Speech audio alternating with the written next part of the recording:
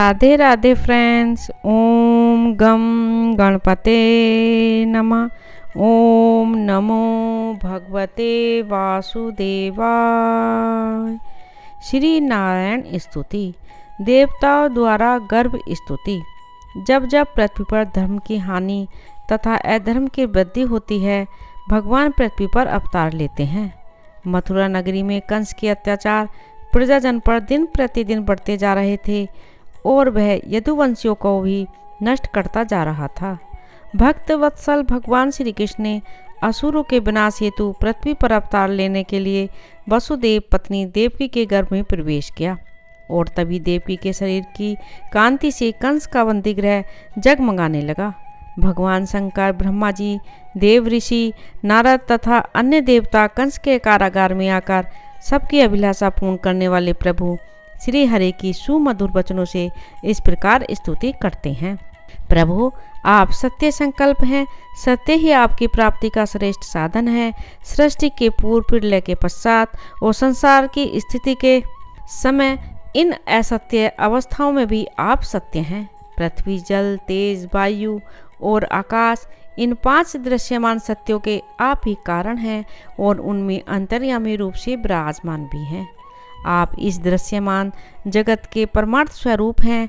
आप ही मधुर वाणी और समदर्शन के प्रवर्तक हैं। भगवान, आप तो बस सत्य स्वरूप ही हैं। हम सब आपकी शरण में आए हैं। यह संसार क्या है? एक सनातन वृक्ष। इस वृक्ष का आश्रय है एक प्रकृति। इसके 2 फल हैं, सुख और दुख। 3 जड़ें हैं, सत्व, रज और तम। 4 रस हैं, धर्म, अर्थ, काम और मोक्ष। इसके जानने के 5 प्रकार हैं, श्रोत्र, त्वचा, नेत्र, रसना और नासिका। इसके 6 स्वभाव हैं, पैदा होना, रहना, बढ़ना, बदलना, घटना और नष्ट हो जाना। इस वृक्ष की छाल है 7 धातुएं, रस, रुधिर, मांस, मेद, अस्थि, मज्जा और शुक्र। 8 शाखाएं हैं, 5 महाभूत, मन, बुद्धि और अहंकार। इसमें मुख आदि 9 द्वार खोड़र हैं। प्राण, अपान, व्यान, उदान, समान, नाग, कुर्म, क्रकल, देवदत्त और धनंजय, ये 10 प्राण ही इसके 10 पत्ते हैं। इस संसार रूप वृक्ष पर 2 पक्षी हैं, जीव और ईश्वर। इस संसार रूपी वृक्ष की उत्पत्ति के आधार एकमात्र आप ही हैं। आप में ही इसका प्रलय होता है और आपके ही अनुग्रह से इसकी रक्षा भी होती है। जिनका चित्त आपकी माया से आवृत हो रहा है, इस सत्य को समझने की शक्ति खो बैठा है, वे ही उत्पत्ति, स्थिति और प्रलय करने वाले ब्रह्मादि देवताओं को अनेक देखते हैं। तत्वज्ञानी पुरुष तो सबके रूप में केवल आपके ही दर्शन करते हैं। आप ज्ञान स्वरूप आत्मा हैं। चराचर जगत के कल्याण के लिए ही अनेकों रूप धारण करते हैं। आपके वे रूप विशुद्ध, अप्राकृत, सत्य होते हैं और संत पुरुषों को बहुत सुख देते हैं। साथ ही दुष्टों को उनकी दुष्टता का दंड भी देते हैं। उनके लिए अमंगलमय भी होते हैं।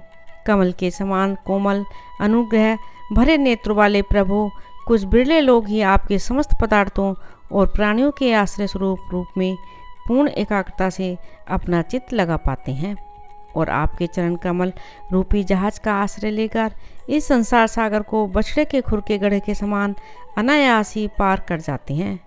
क्यों न हो, अब तक के संतों ने इसी जहाज से संसार सागर को पार जो किया है।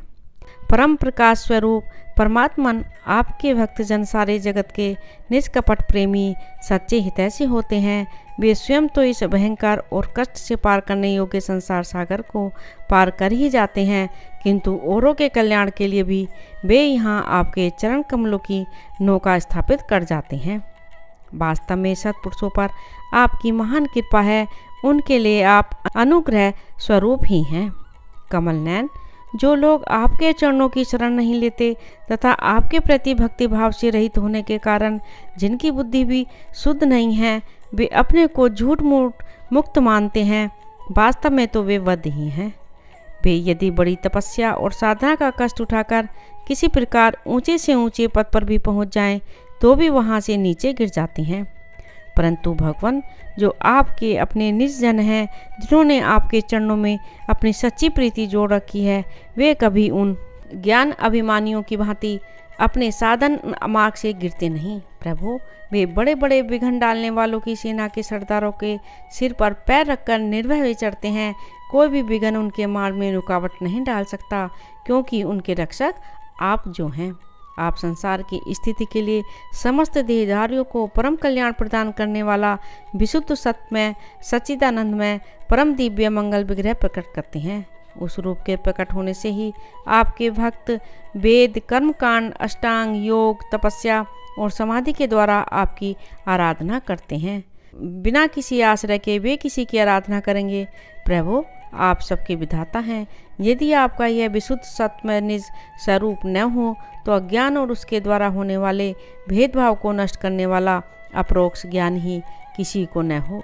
जगत में दिखने वाले तीनों गुणों आपके हैं और आपके द्वारा ही प्रकाशित होते हैं, यह सत्य है। परंतु इन गुणों की प्रकाशक वृत्तियों से आपके स्वरूप को केवल अनुमान ही होता है, वास्तविक स्वरूप का साक्षात्कार नहीं होता। आपके स्वरूप का साक्षात्कार तो आपके इस विशुद्ध सत्वमय स्वरूप की सेवा करने पर आपकी कृपा से ही होता है। भगवान, मन और वेद वाणी के द्वारा केवल आपके स्वरूप का अनुमान मात्र होता है, क्योंकि आप उनके द्वारा दृश्य नहीं, उनके साक्षी हैं। इसलिए आपके गुण, जन्म और कर्म आदि के द्वारा आपके नाम और रूप का निरूपण नहीं किया जा सकता। फिर भी प्रभु, आपके भक्तजन उपासना आदि क्रिया योगों के द्वारा आपका साक्षात्कार तो करते ही हैं। जो पुरुष आपके मंगलमय नामों और रूपों का श्रवण, कीर्तन, स्मरण और ध्यान करता है और आपके चरण कमलों की सेवा में ही अपना चित्त लगाए रहता है, उसे फिर जन्म मृत्यु रूप संसार के चक्र में नहीं आना पड़ता। संपूर्ण दुखों के हरने वाले भगवान, आप सर्वेश्वर हैं। यह पृथ्वी तो आपका चरण कमल ही है। आपके अवतार से इसका भार दूर हो गया।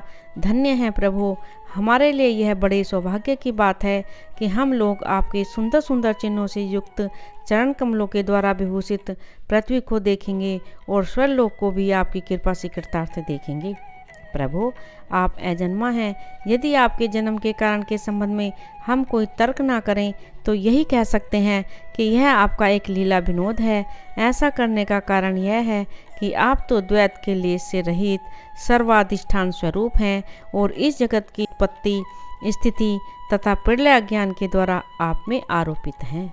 प्रभु, आपने जैसे अनेकों बार मत्स्य, हयग्रीव, कच्छप, नृसिंह, वाराह, हंस, राम, परशुराम और वामन अवतार धारण करके हम लोगों की और तीनों लोगों की रक्षा की है, वैसे ही आप इस बार भी पृथ्वी का भार हरण कीजिए। यदुनंदन, हम आपके चरणों में वंदना करते हैं। राधे राधे। ओम नमो भगवते वासुदेवाय। मेरे इस चैनल को ज़्यादा से ज़्यादा सब्सक्राइब करें, लाइक करें और शेयर करें।